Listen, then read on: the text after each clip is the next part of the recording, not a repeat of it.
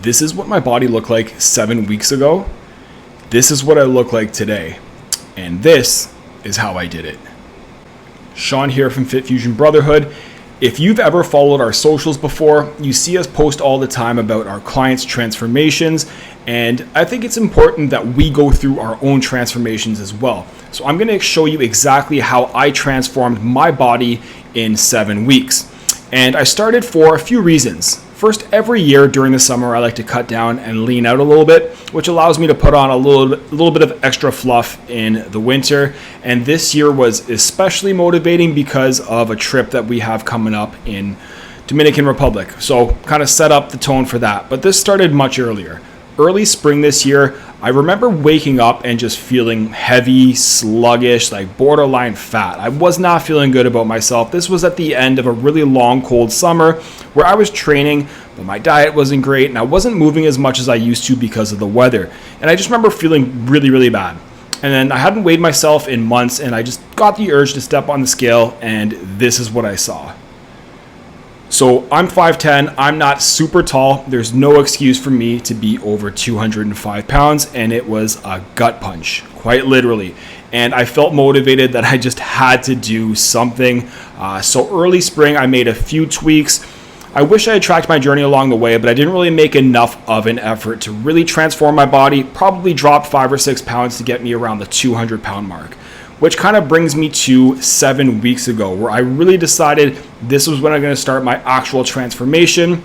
And in this video, I'm going to explain exactly how I do that. I also think it's super important for us to practice what we preach. So just because we can talk the talk doesn't necessarily mean that all coaches can walk the walk. So I'm going to show you just how simple this can be. But I can't stress enough, simple doesn't mean easy. So stick with me. I'm going to explain my training, my nutrition, some of the struggles, the results, and other takeaways.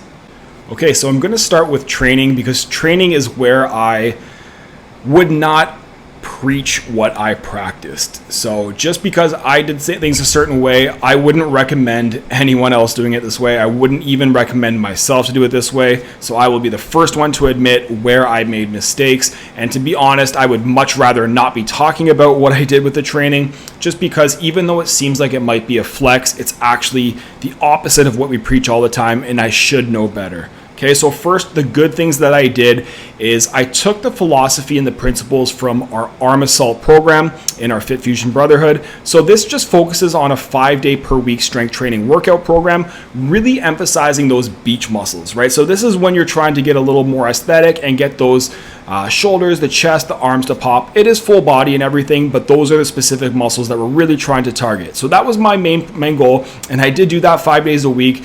But where I really made, I wouldn't say a mistake because I was fully aware of it, but what I did that I shouldn't have done was I added stuff on top of that. So instead of just doing a regular 5-day per week program, resting up those other 2 days, I would work out almost every week, 7 days per week, to be honest. There was a few rest days I took, but not very often. So my training volume was really high. I was working out with weights pretty much every day. And then the last 5-6 weeks, so most of the transformation, to be perfectly honest, I was doing cardio at least pretty much every day again. And what I told myself I was going to do cardio wise is just make myself sweat every day. I wanted to get a good sweat in every day, and I just kind of kept pushing it and pushing it and pushing it, and just kind of, yeah, it became too much. Okay, so in the beginning with my cardio, I did a lot of running.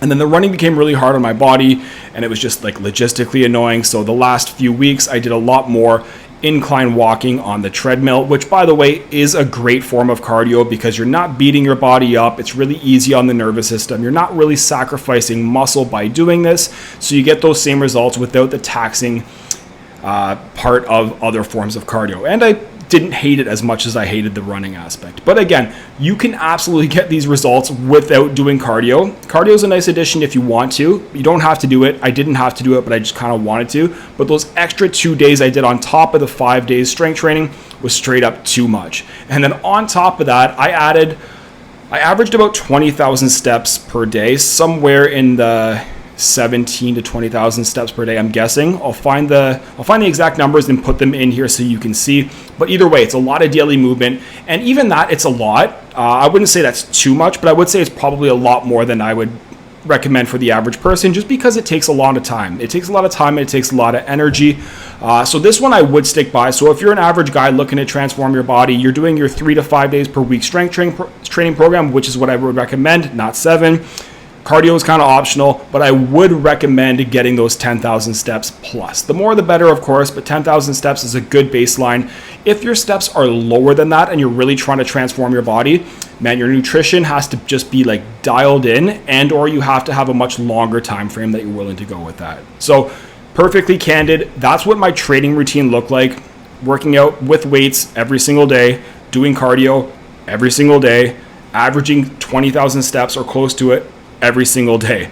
What I didn't need to do was a lot of that extra stuff. So that extra stuff didn't get me results faster. It didn't push me there in a better way at all. Like, it's easy to think that more is better, and obviously I'm the last one to say don't do this. But all of that extra stuff that I did didn't make a difference. If anything, it was hindering me rather than pushing me forward. So 3 to 5 days per week strength training is what I'd recommend. 10,000 steps plus per day, also what I recommend. Okay, so the nutrition aspect that I did was a lot more sustainable and a lot more advisable for the average person.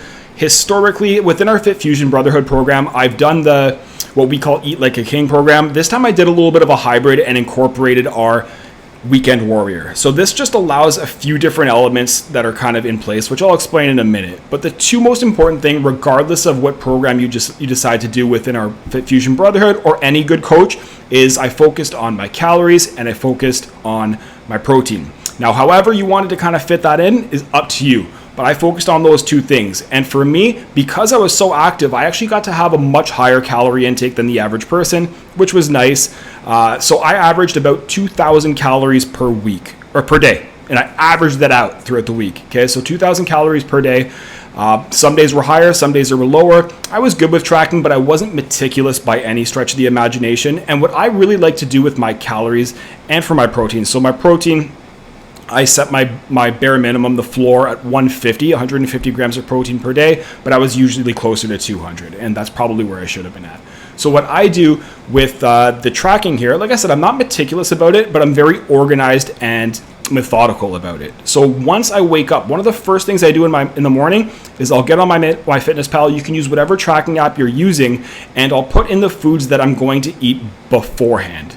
So this way I know exactly what I'm going to eat. I know exactly what those numbers are going to be like. And then it doesn't give me room for error. It doesn't give me room to screw up, because a lot of the times we have really good intentions going into these days where we want to eat healthy, and then we come back from work and we're starving, we're low energy, we just cook the easiest, fastest thing. But if you put in exactly what you're going to eat beforehand, you're much more likely to stick to it. So I would always kind of manipulate when I was going to eat, because I knew exactly what I was going to eat. And for me, I like to eat close to bedtime. It's not necessarily the most ideal thing to do, but I would much rather go to bed feeling full rather than going to bed feeling hungry. It's the worst. I can sustain that hunger earlier in the day. Another thing that I do that a lot of other guys don't do, which is part of our Eat Like a King program, I focus on two things. I focus on food volume, so really big platefuls of food. I'll show you a couple options here. They might not be the most appetizing looking food, but I'm not picky and it works really well for me. And then I also do intermittent fasting. So I won't eat between my last meal and around lunch, so noon the next day. And then I'll split my meals up into 3 meals. And I'll average those meals between 500 to 800 calories per meal, which again should average out to 2,000 calories per day throughout the week. So I'll have 3 meals, I'll fast until noon, I'll make sure my food volume is really high, so I'm eating a lot of food, and of course, as I mentioned before, I'm prioritizing my protein. So the first 2 things I'm looking for with every single dish that I'm having is a protein and then either a veggie or a fruit. So my first meal will be a ton of protein with usually some sort of veggies. My second meal or my snack is usually a protein shake. It's what I look forward to the most every day. I just love my protein shakes, but from time to time, I'll also do some Greek yogurt with some protein instead and add in some fruit. And then my third meal will be very similar to my first meal, where it's a lot of protein, a lot of veggies, and there are some carbs as well. So a lot of people tend to go low carb when they're losing weight, and it works. But for me personally, I prefer to drop my fats a little bit and keep my carbs moderate to high. So with most of my meals I was having, or at least with my dinner, my last one, I was having some sort of carb source. So whether it's like a baked potato, it's a brown rice, white rice, sourdough bread. I would have some sort of carb just to be able to kind of make me feel good. Okay, so that was basically my nutrition strategy, and it wasn't perfect. There would be times where I would slip up. There would be days where I didn't track, and what I can tell you is when I wasn't really watching over my nutrition was when I really started to fall off. I started to lose momentum, and I started to kind of revert back to old habits. So just because I had one bad day, that would often lead to me wanting to continue that cycle. But if I was able to snap out of it, which I got much better at later on, the better I got. And one of the cool things about nutrition is you can kind of do trial and error. It's not like I was eating the exact same thing every single day for 7 weeks, although that would be super effective. For me, I got bored of certain things. I wanted to try new things out. And as long as those calories and the protein were met for me, it worked. Now, hunger is a very important thing for me, which is why I wanted a lot of food volume and I wanted these big meals. So nutrition, although definitely not perfect throughout the 7 weeks, the closer I got to that deadline, the more dialed in I was. Being proactive and kind of putting everything in beforehand was really a key for me. So I know the transformation pictures look awesome and it looks like everything was super easy and this guy's a coach, it's just so easy for him. There were some struggles, okay? It wasn't super easy.